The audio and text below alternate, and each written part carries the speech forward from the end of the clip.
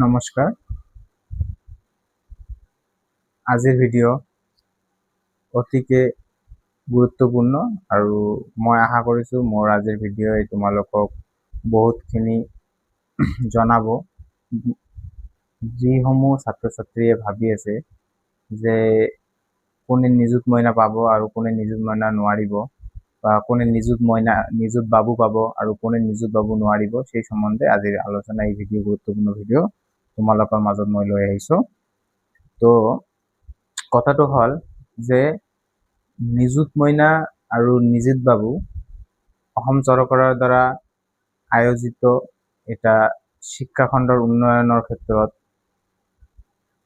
অৰিহণা যোগোৱা এটা গুৰুত্বপূৰ্ণ আঁচনি, যিটো ভাৰত চৰকাৰে গ্ৰহণ কৰি পদক্ষেপ লৈছে।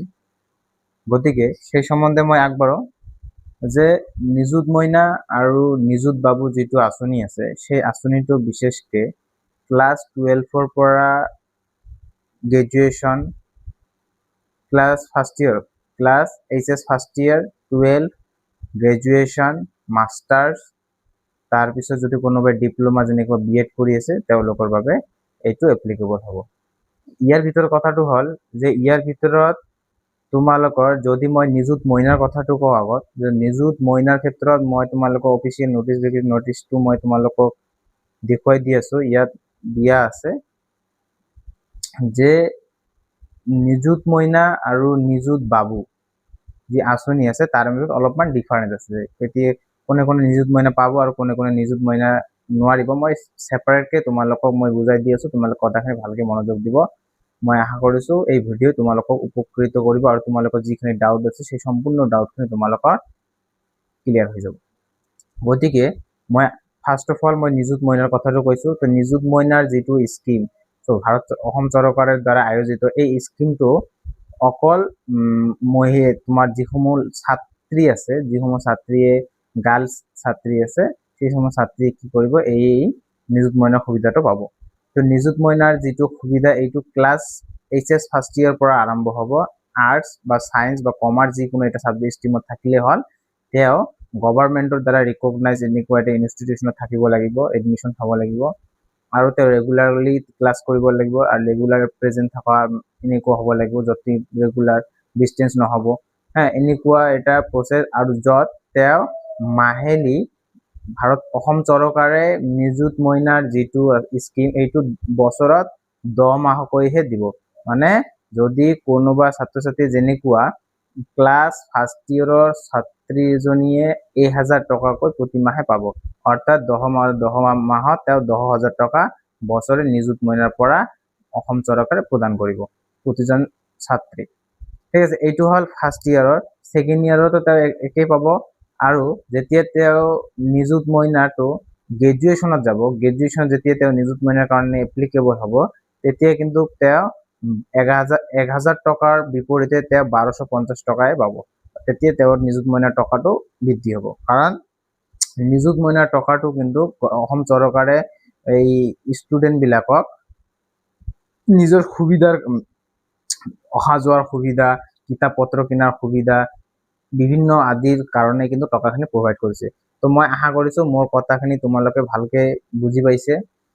আৰু যেতিয়া এই গ্ৰেজুৱেশ্যনটো কমপ্লিট হ'ব, গ্ৰেজুৱেশ্যনটো কমপ্লিট হোৱাৰ পিছত নিযুত মইনাৰ এই স্কিমটো যেতিয়া কোনোবা ছাত্ৰ ছাত্ৰীয়ে মাষ্টাৰ্ছত যাব, বা মাষ্টাৰ্ছত যেতিয়া যাব, তেতিয়া কিন্তু তেওঁৰ নিযুত মইনাৰ যি টকাখিনি আছে সেই টকাটো 1250 টকাৰ পৰা 2500 টকা হ'ব। 2500 টকা তেওঁ মাহিলী পাব আৰু 10 মাহ পাব। আৰু মাষ্টাৰ্ছৰ পিছত যদি তেওঁ কোনোবা ষ্টুডেণ্টে যদি BEd কৰে, তথাপিও তেওঁ যদি এই স্কিমটো পাব, আৰু তেতিয়াও তেওঁ কিন্তু 2500 টকা কৰি 10 মাহ পাব। তো এনেকুৱা বছৰত তেওঁ 10 মাহকৈ নিযুত মইনা আঁচনিটো পাই থাকিব, যিটোৰ দ্বাৰা বহুতো ছাত্ৰ ছাত্ৰী উপকৃত হৈ আহিছে, আজিও হৈ থাকিব। আৰু যদি আগন্তুক সময়ত অসম চৰকাৰে এই স্কিমটো দি থাকে, তেনেহ'লে বহুত ষ্টুডেণ্টক কি হ'ব, উপকৃত হৈ থাকিব। তো এইটো এটা ভাল পদক্ষেপ লৈছে। তো নিযুত মইনাৰ, তো নিযুত মইনাত এইসকল ছাত্ৰ ছাত্ৰীয়ে পাব যিসকল ছাত্ৰ ছাত্ৰী ৰেগুলাৰলি থাকিব, ৰেগুলাৰ থাকিব, ডিষ্টেঞ্চত নহয়, তারপরে গভর্নমেন্ট ইনস্টিটিউশনে এডমিশন লব। হ্যাঁ, যদি কোনোবা প্রাইভেট ইনস্টিটিউশন লয়, কিন্তু যদি গভর্নমেন্টের দ্বারা অথরাইজ সমূহ কাগজ পত্ৰ সকলো ঠিকে থাকে তেনেহ'লে হয়তো সেই প্ৰাইভেট ইনষ্টিটিউশ্যনটো সুবিধা পাব পাৰে, কিন্তু খুব ৰেয়াৰ। আৰু কোনো ইনষ্টিটিউশ্যন এনেকুৱা প্ৰাইভেট ইনষ্টিটিউশ্যনৰ পৰা এডমিশ্যন ল'লে নহ'ব। আৰু ইয়াতে এটা কথা আছে যে HS ফাৰ্ষ্ট ইয়াৰৰ ছেকেণ্ড ইয়াৰত যিসমূহ ছাত্ৰ ছাত্ৰীয়ে উত্তীৰ্ণ হৈছে সেই সময় ছাত্ৰ ছাত্ৰীয়ে যদি কোনো ছাত্ৰীয়ে যদি কি কৰে স্কুটি যে বাণীকান্ত কাকতি এৱাৰ্ড যদি গ্ৰহণ কৰে সেই সময় ছাত্ৰীয়ে কিন্তু নিযুত মইনা আঁচনিৰ পৰা বঞ্চিত হ'ব। মই বাৰম্বাৰ কৈছো যে যিসমূহ ছাত্ৰ ছাত্ৰীয়ে বাণীকান্ত এৱাৰ্ড মানে স্কুটি অসম চৰকাৰে প্ৰদান কৰা স্কুটি যদি গ্ৰহণ কৰে কিন্তু তেওঁ কিন্তু নিযুত মইনা আঁচনিৰ পৰা বঞ্চিত থাকিব। এইটো নিযুত মইনাৰ এটা কিন্তু ছাত্ৰীগণে জানিবলগীয়া কথা। তেওঁ যদি নিযুত স্কুটি লয় তেনেহ'লে নিযুত মইনা নাপাব, আৰু যদি নিযুত মইনা লয় তেনেহ'লে স্কুটি ল'ব নোৱাৰিব। দুটা যিকোনো এটা চুজ কৰিব লাগিব। এতিয়া মই আহিলো নিযুত বাবুৰ ক্ষেত্ৰত। তো নিযুত বাবুটো কেনেকুৱা যে নিযুত বাবুৰ ক্ষেত্ৰত যে HS ফাৰ্ষ্ট ইয়াৰ আৰু HS ছেকেণ্ড ইয়াৰত তেওঁলোকে কোনো ধৰণৰ নিযুত বাবুৰ কোনো ধৰণৰ সুবিধা নাই। Nijut Babu HS first year HS second ইয়াৰক এতিয়ালৈকে অসম চৰকাৰে দিয়া নাই। নিযুত বাবুটো ষ্টাৰ্ট হৈছে অনলি গ্ৰেজুৱেশ্যন লেভেলৰ পৰাহে ষ্টাৰ্ট হৈছে। তো গ্ৰেজুৱেশ্যন লেভেলত নিযুত বাবু এইসমূহ ছাত্ৰ ছাত্ৰীয়ে পাব, পুৰৰ দুখীয়া শ্ৰেণীৰ ছাত্ৰ ছাত্ৰীয়ে পাব, যিসমূহ ইনকাম লেভেল 4 লাখৰ নিচৰ তলত থাকিব সেইসমূহ ছাত্ৰ ছাত্ৰীয়ে এই নিযুত বাবু স্কিমটোৰ সুবিধা ল'ব পাৰিব।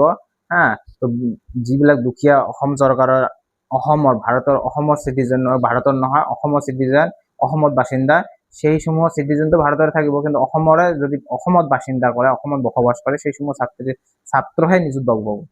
গতিকে এই নিযুত বাবুৰ ক্ষেত্ৰত কিন্তু নিযুত বাবুটো এতিয়ালৈকে অসম চৰকাৰে ক্লাছ গ্ৰেজুৱেশ্যনৰ ষ্টুডেণ্টক বিলাকহে 1000 টকাকৈ দি আছে দৰমহাৰ কাৰণে, আৰু বাকী এতিয়ালৈকে এনেকুৱা ধৰণৰ কোনো এতিয়ালৈকে নিযুত বাবুৰ ক্ষেত্ৰত কোনো ধৰণৰ পৰিৱৰ্তন দেখিবলৈ পোৱা নাযায়, বা কিমান ধৰণৰ টকা পৰৱৰ্তী বৃদ্ধি কৰিব পাৰে এনেকুৱা কোনো ধৰণৰ আপডেট নাই। কিন্তু বৰ্তমানলৈকে গ্ৰেজুৱেশ্যন লেভেলতে নিযুত বাবুটো কি দিছে 1000 টকাকৈহে অসম চৰকাৰে প্ৰদান কৰিছে।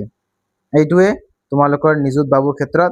তথাপিও মই তোমালোকক বুজাই দিছো বস্তুখিনি। তো নিযুত বাবুটোৰ ক্ষেত্ৰত কি হ'ব, নিযুত বাবুটো আৰু তেওঁলোকে যেতিয়া PG বা মাষ্টাৰ্ছত যাব তেতিয়ালৈকে তেওঁ কিন্তু 2000 টকাকৈ পাব। কিন্তু নিযুত মইনাৰ ক্ষেত্ৰত 2500 টকাকৈ পাব, কিন্তু নিযুত বাবুৰ ক্ষেত্ৰত কিন্তু 2000 টকাকৈ যদি মাষ্টাৰ্ছ কৰিব। আৰু গ্ৰেজুৱেশ্যন লেভেলত কিন্তু 1000কে দি আছে এতিয়ালৈকে। তো এইটোৱে আপডেট। মই আশা কৰিছো মোৰ কথাখিনি তোমালোক সমূহ ছাত্ৰ ছাত্ৰী ভালকে বুজি পাইছে, আৰু মই তোমালোকক বাকীখিনি কথাখিনি ভালকে বুজাই দিম। নটিফিকেশ্যন সুন্দৰকৈ দিয়া আছে অসম চৰকাৰে। মই পাৰ্থক্যখিনিও তোমালোকক বুজাই দিছো, আৰু মই তোমালোকক দেখাইও দিছো এই পাৰ্থক্যসমূহ কি হয়, নিযুত মইনা আৰু নিযুত বাবুৰ মাজত ডিফাৰেন্সটো কেনেকুৱা ধৰণৰ পাৰ্থক্য, কিমান ডিফাৰেন্স আছে সময়খিনি দেখিছো। আৰু এলিজিবল ক্ৰাইটেৰিয়াটো মই তোমালোকক জনাই দিলো যে যিসকল ছাত্ৰীয়ে মেট্ৰিক পাছ কৰি HSLC এক্সাম পাছ কৰিছে সেইসমূহ ছাত্ৰীয়ে নিযুত মইনাৰ কাৰণে এলিজিবল হয়।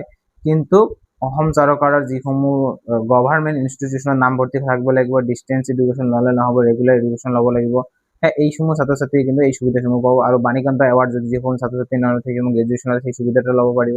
তো এনেকুৱা ধৰণৰ কথাখিনি। তো মই আশা কৰিছো মোৰ ভিডিঅ'খিনি তোমালোকক সকলোকে উপকৃত কৰিছে। আৰু যদি মোৰ কথাখিনি ভালকে বুজি পাইছে তেনেহ'লে তোমালোকে লাইক কমেণ্ট কৰিবলৈ নাপাহৰিব। আৰু আগন্তুক যদি কোনো ধৰণৰ এই বিষয়ে তোমালোকৰ কোনো ধৰণৰ আপডেটৰ প্ৰয়োজন হয় মোক জনাব কমেণ্টত। মই নিশ্চয় তোমালোকৰ কাৰণে চেষ্টা কৰিম আপডেটটো দিয়াৰ কাৰণে। আৰু ছাবস্ক্ৰাইব কৰিবলৈ নাপাহৰিব মোৰ এই চেনেলটো, যাতে যিকোনো আগন্তুক ভিডিঅ'সমূহ তোমালোকৰ মাজলৈ মই লৈ আহিম যেতিয়া যে তোমালোকে প্ৰথমতে পায়, সেইকাৰণে ছাবস্ক্ৰাইব কৰিবলৈ নাপাহৰিবা। ধন্যবাদ। আজিৰ কাৰণে ইমানেই থাকিল, আৰু আকৌ দেখা হ'ব নতুন এক আলোচ্য বিষয়।